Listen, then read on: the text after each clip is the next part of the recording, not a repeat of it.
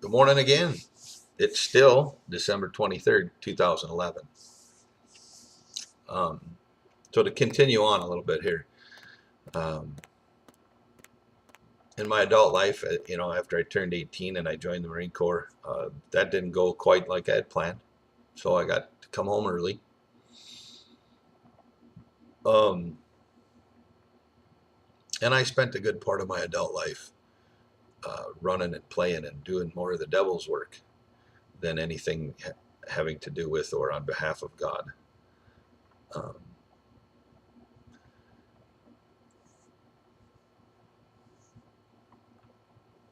I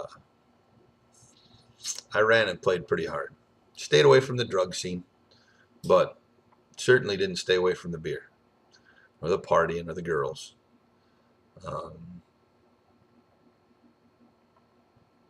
a lot of people say, well, you shouldn't want to take back those things that you did because they taught you lessons and um, they gave you experiences that helped you become who you are now.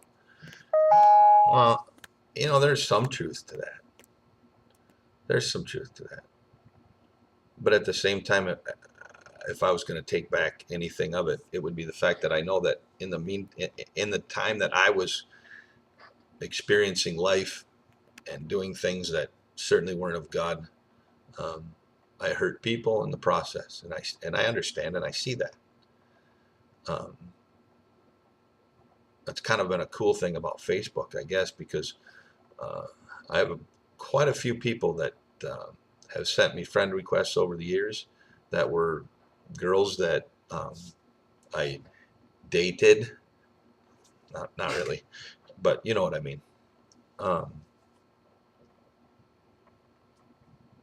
it's just different now. I started to wake up, I'd say about 6, 7 years ago. I've read the book now. I'm on my third different version, the King James. I've read it cover to cover, uh, word for word, line by line, precept by precept. On my sixth time now, I'm in the Gospels. I have read the book of Enoch. If you've not read the book of Enoch, please don't listen to the church. Go get a good copy of the book of Enoch and read it. You would be amazed if you ask God to show you, like I've always said, when you read the book, when you read the Bible, when you read anything pertaining to the Bible, the lost books, the Apocrypha, the Deuterocanonical books, the book of Enoch, any of that, always ask for God's guidance. Always.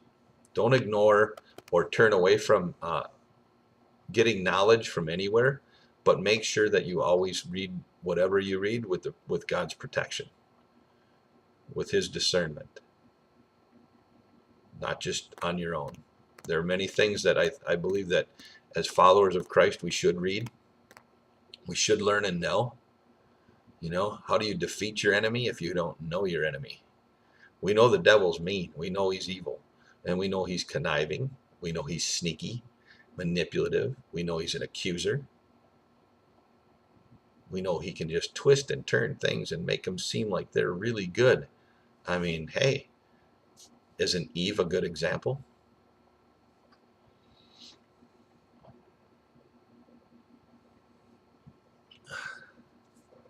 At any rate, so I go through my 20s and, I got in a couple of car accidents here and there. Didn't get in any trouble. Didn't hurt anybody. Scratched up a few vehicles now and again. But there again, there was God watching over me. There was God protecting me from anything truly bad happening to me.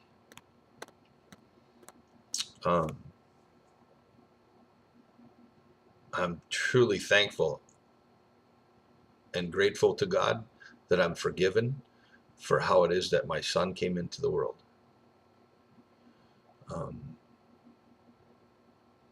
It was not of God that the way he came into this world. His mother was married when I met her, and that wasn't good. But I thank God after reading the story about David that he gave us Jesus Christ, and that I just had to be forgiven. All I had to do is ask to be forgiven, and that I didn't have to pay that price by losing my son. He's going to be 13 on the 27th of this month, and I've told him every year since he's very little, and the first time he ever asked me what I wanted for Christmas, and I said, buddy, God gave me my lifelong Christmas present. The day you were born, I no longer needed to have anybody give me another Christmas present, because God gave me the best present I could ever have. So you don't worry about buying Dad anything. I'm pretty straight and pretty honest with him. I tell him about the things going on in the world. I tell him about the Bible, and I tell him about the truth of what the Bible says instead of what the church has taught. And I'm not saying all churches are horrible and bad. There's some good, honest preachers out there still. I believe that they tend to get their hands tied behind their back from time to time, or one hand tied behind their back from time to time. But there's some good preachers out there. So at any rate, his mom and I, we didn't stay together. I would tell you that there's one of those times where, rather than losing my son, I lost a person who I thought, I've come to realize now that it could never have lasted. It would never have worked, because she claims to believe in God, but hey, the devil believes in God. So at any rate, I thought she was the one. I thought I would grow old and gray with her, and I had every intention to marry her. But like she did with me, she cheated on me with someone else, and then went to go be with him for a long time, and now she's with someone new again. And so there you go. That would be what I would tell you was a discipline moment. I was being disciplined for what I had done wrong. Pretty small price to pay for what I had done.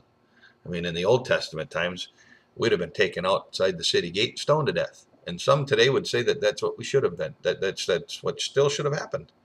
But like I said, thank God for Jesus.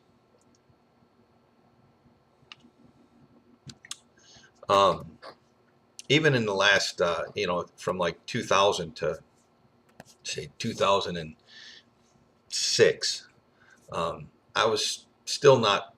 I hadn't gotten even, let's say from 2000 to 2005 ish, 2004. I still hadn't gotten right. I was still being stupid. I was still drinking way too much, driving my vehicles, just being stupid,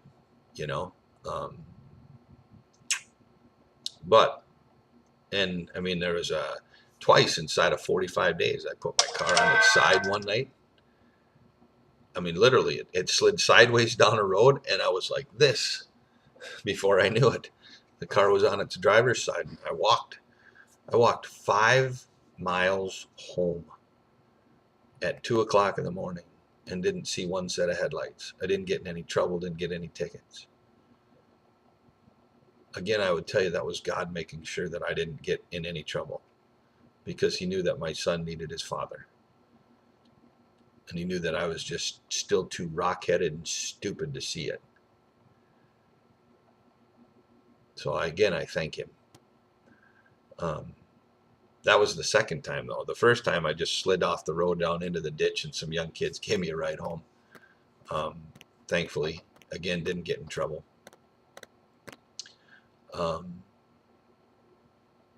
About 2005, maybe even late 2000, it would have been late 2004.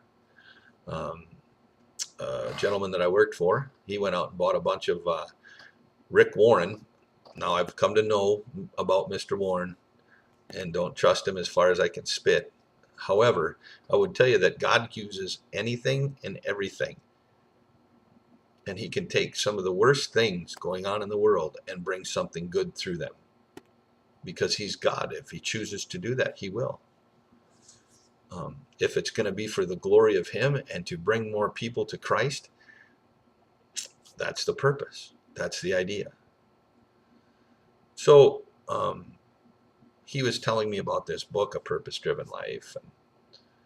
And I was reading a verse here and a verse there about the Bible. And I just kind of lackluster about it, I guess I'd say. But I decided one day to go buy that book. I went and bought it on my own. Got back to work the next day. He bought a case of them to hand out for free. But, because God knows me and what kind of person I can be as far as stubbornness from time to time, it was better that I bought the book myself, because then I would read it. I spent my money, therefore I would read it. If it was free, I probably would have thrown it in a corner and never picked it up. So I read the book. And towards the end of that book,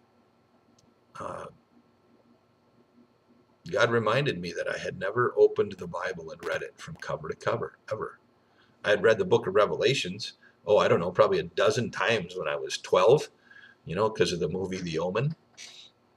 And I had read other parts, just bits and pieces here and there. Never really bothered to look at much of the Old Testament, except for a psalm now and again, So when I was done with The Purpose-Driven Life, I picked up the Bible and I started reading from cover to cover. The first version was the American Standard. I finished that in a year.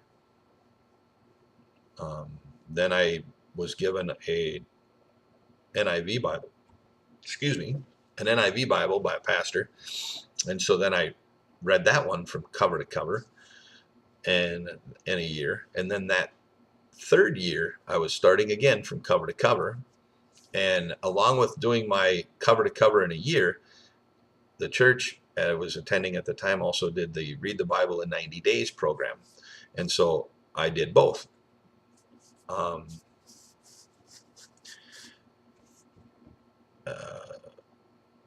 That year, in that year, I read the Bible from cover to cover twice. Then the fourth year, I read it again, the NIV. And I am now on my 6th time in the Gospels. And the year will be up at the end of January. And so I should be fully read, or I will be fully read cover to cover 6 times. Now this time in the King James. There's a lot of inconsistencies. Well, you start seeing them. God shows you things. It's amazing. I don't know about others, but I know that when I sit down and I read, from time to time, I get what I call God moments, where he just kind of taps me on the shoulder and says, hey, get ready. I'm going to show you something now, D. Now you get to learn. What you thought this meant, not even close. It's like, wow, it's cool, it's awesome. And to any of you atheists or unbelievers or whomever out there that want to sit and ridicule people who've read it,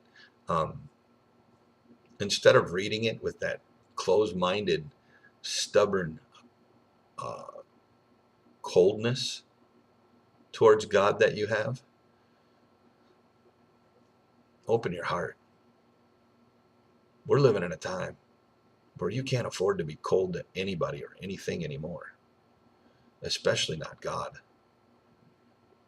We're coming into times where God is the only thing that you're going to be able to cling to. He's the only one that's going to be able to carry us through all this stuff that's coming. I mean, there's a battle being waged right now on a spiritual level. The New Agers and others want to call it a interdimensional level, or a 5th dimension or 4th, whatever you want to call it. You can call it what you want. The truth is that it's a spiritual battle, and it's being waged. and fought on your behalf, even though you don't love God. He's still fighting for you. Till the end, he'll fight for you.